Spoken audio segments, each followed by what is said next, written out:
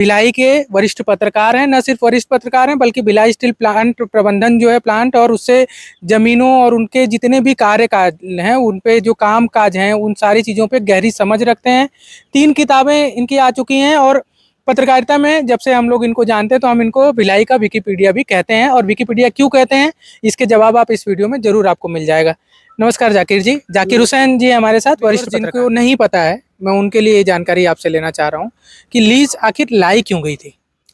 Lease का जो मसला है असल में कहानी शुरू हुई थी 97-98 से। तो उस टाइम में सेल की हालत बहुत ज़्यादा ख़राब हो गई थी और सेल के सारे प्लांट जो है वो माइनस में चल रहे थे और उसी टाइम में प्राइवेट पार्टीज़ भी सब आई हुई थी। मतलब ग्लोबलाइजेशन जब चालू हुआ, नई इकोनॉमिक पॉलिसी आई तो प्राइवेट पार्टी भी आई हुई थी।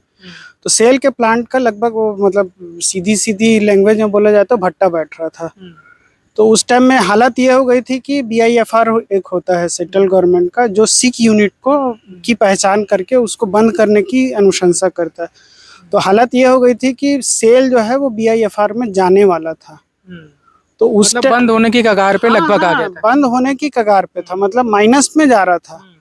जो करोड़ों में प्रॉफिट होता था वो माइनस में हो रहा था। तो उस टाइम में सेल बोर्ड, उस टाइम में सेल के चेयरमैन थे अरविंद पांडे और सेल बोर्ड ने उस टाइम में फिर डिसीजन लिया कि हमारे जो एसेट्स हैं, हमारी जो परिसंपत्ति जिसको बोलते हैं उसको बेचना पड़ेगा, नहीं तो हमारी हालत ख़राब है, हम आगे पुराना कर्जा नहीं चुका पाएंगे, कर्मचारियों को तनख्वाह नहीं दे पाएंगे, ये वाली स्थिति थी। तो फिर 2000 में फिर से लीज लाई गई। और एक इसमें रोचक पहलू यह है कि जिस टाइम में लीज आया था तो सुगबुगाहट तो शुरू हो गई थी भिलाई में। उस टाइम में कुछ मंत्रियों ने भिलाई में पोस्टर भी चिपकाए थे कि हमारे रहते भिलाई का एक मकान BSP नहीं बेच पाएगी। ये कब की बात होगी लगभग? ये 2000 की बात है। 2000 मतलब अगर हम मध्य प्रदेश शासनकाल से छत्तीसगढ़ बना हुआ था। नहीं, छत्तीसगढ़ नहीं बना था, छत्तीसगढ़ तो नवंबर में बना। 2000 में शुरुआती टाइम की बात थी। फिर भी कांग्रेस की सरकार थी उस समय, मुझे ध्यान है मध्य प्रदेश में दिग्विजय सिंह की ही थी। क्योंकि वो शायद वो कुछ मंत्री लोग अपना महत्व चाह रहे थे। हालांकि बाद में फिर चूंकि यहाँ मैनेजिंग डायरेक्टर बैठते थे, मैनेजिंग डायरेक्टर माने सेल के भी डायरेक्टर होते हैं, तो वो फिर तब मुख्यमंत्री अजीत जोगी और बाकी लोगों से इन लोगों की काफ़ी चर्चा हुई और फिर वो ऐसा कोई मतलब विवाद कोई ऐसा तूल नहीं पकड़ पाया। वो थोड़ा सा महत्व चाह रहे थे कुछ मंत्री जो है जो भिलाई और आसपास रहते हैं। फिर बाद में वो चीज़ें फिर ख़त्म हो गई। BSP ने उसके लिए बाकायदा मुहिम चलाया मकान के लिए। जब पहला फेस आया तो लोगों को समझ में नहीं आया कि कैसे BSP मकान बिक जाएगा, कैसे लेंगे तो फिर क्या मिलेगा, लोग संशय में थे। तो BSP ने स्कूल के टीचर्स जो हैं और टाउनशिप के जो कुछ एम्प्लॉई हैं उसकी टीम बना के लोगों को घरों घर भेजा। घर घर में जाके वो टीम जाके लोगों को कन्विंस की कि देखो अभी कंपनी के बुरे दिन है तो आप मकान ले लो। तो लोग मतलब मना करते थे कि क्या करेंगे, इसमें तो रजिस्ट्री नहीं होगी, मालिकाना हक नहीं मिलेगा। तो उन लोग को समझाया गया कि नहीं, आपने कंपनी के लिए इतना किया है, BSP के लिए इतना किया है, आज BSP की हालत ख़राब है। तो बड़ा मतलब मुश्किल होता था कन्विंस करना लोगों को कि मकान ले लो। लोग लेते नहीं थे। पहला आया, दूसरा आया, तीसरा आया, तो ये फेस आते गया। धीरे धीरे लोगों को समझ में आया। HDFC ने उस टाइम में लोन भी वो किया देना जो है भिलाई स्टील प्लांट के एम्प्लॉइज को, हाँ, जो लेना चाहते हैं।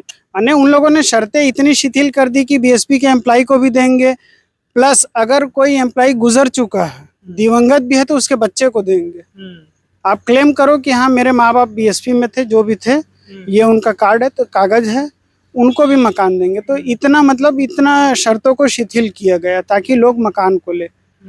तो लोग धीरे धीरे जब समझने लगे तब तक के सेल मैनेजमेंट को समझ में आया कि शायद हम गलती कर रहे हैं अपने ही एसेट्स को बेचकर। थोड़ा मार्केट भी सुधरने लगा था, इंटरनेशनल मार्केट जो स्टील का है वो भी सुधरने लगा था। तो सेल ने अचानक से उसको बंद कर दिया 2003 में।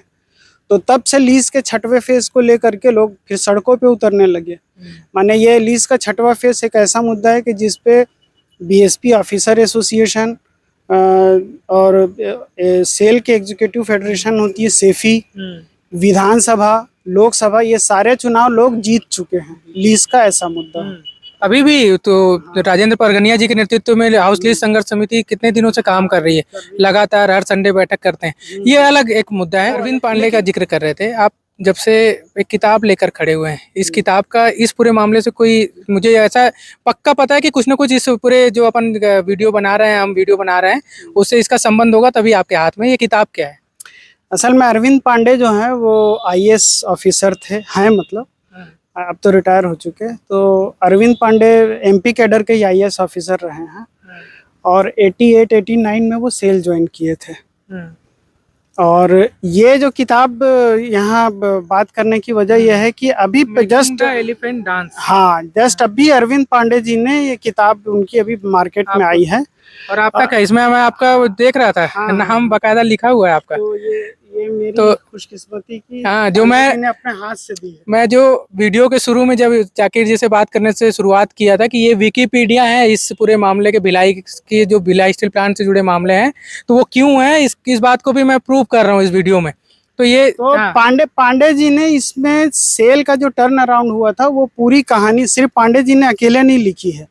इवन इसमें उस टाइम के जो मैनेजिंग डायरेक्टर थे बीके सिंह, उस टाइम में जो पर्सनल के हेड थे मिस्टर जी उपाध्याय, इन सारे लोगों ने मिल करके इसमें अपना पार्ट इसमें लिखा है, दिया है। मतलब कि कैसे वो निराशा का दौर था, मतलब हालत ये थी जो मैंने बताया ना कि बीआईएफआर में जाने वाला था, उसका मतलब यह है कि ताला लगाने वाले थे और कर्मचारी भारी निराशा में था, बोनस नहीं मिल रहा था, तनख्वाह देने के लाले पड़ गए थे।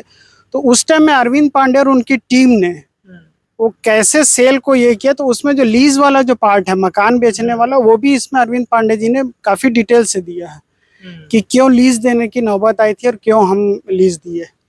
वो इसमें कुछ ऐसा भी है कि लीज का भविष्य क्या होगा? नहीं, भविष्य को लेकर नहीं, ये तो इन्होंने सेल को लेकर के लिखी है, उनकी अपनी पर्सनल है। हालांकि सेल का टर्न अराउंड कैसे उन्होंने अपने कार्यकाल में किया और कैसे उसको एक प्रॉफिटेबल स्टेज पर लेकर के आए। सवाल ये फिर आखिरी में वही उठता है कि क्या कभी फ्यूचर में मालिकाना हक जो मकान लीज पे ले चुके हैं उनको मिल सकता है? क्या कोई ऐसा नियम बन है, कोई एग्जाम्पल ऐसा है? नहीं, रेवेन्यू का जो नियम होता है वो 33 साल 3 बार जो है लीज रिन्यूअल किया जाता है, फिर 99 साल में वो परमानेंट जो पार्टी रहती है उसका हो जाता है वो। तो ऐसा 99 साल में वो लीज जो है वो रजिस्टर्ड हो जाती है। तो आज जो लोग हैं उनकी आने वाली पीढ़ी 99 साल के बाद में मालिकाना हक भोगेगी। नहीं तो ऐसा कोई एग्जाम्पल आपको?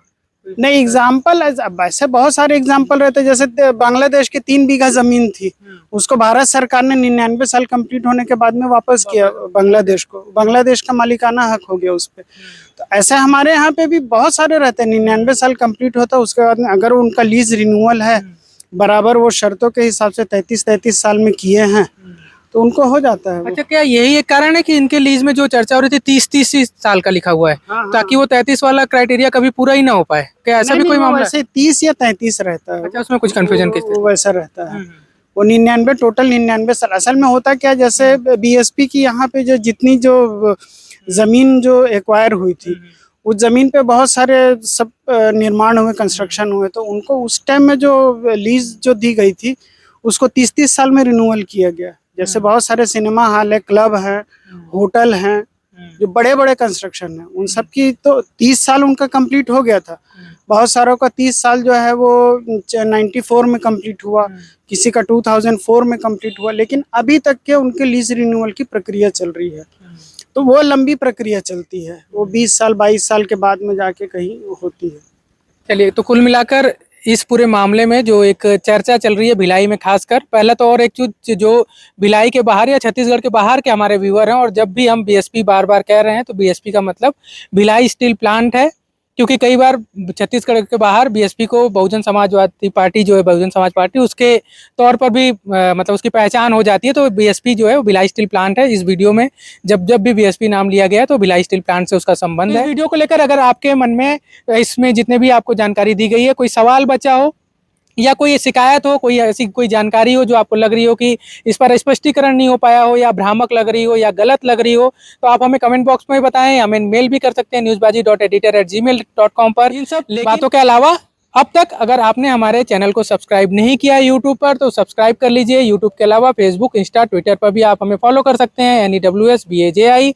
इसके अलावा कोई शिकायत, सुझाव या अन्य जानकारी है खबर के रूप में आप उसको देखना चाहते हैं तो आप हमें कमेंट बॉक्स पर बताएं। newsbaji.editor@gmail.com पर मेल करें। देश दुनिया और छत्तीसगढ़ की अपडेटेड खबरें देखने के लिए आप हमारी वेबसाइट newsbaji.com को भी फॉलो कर सकते हैं।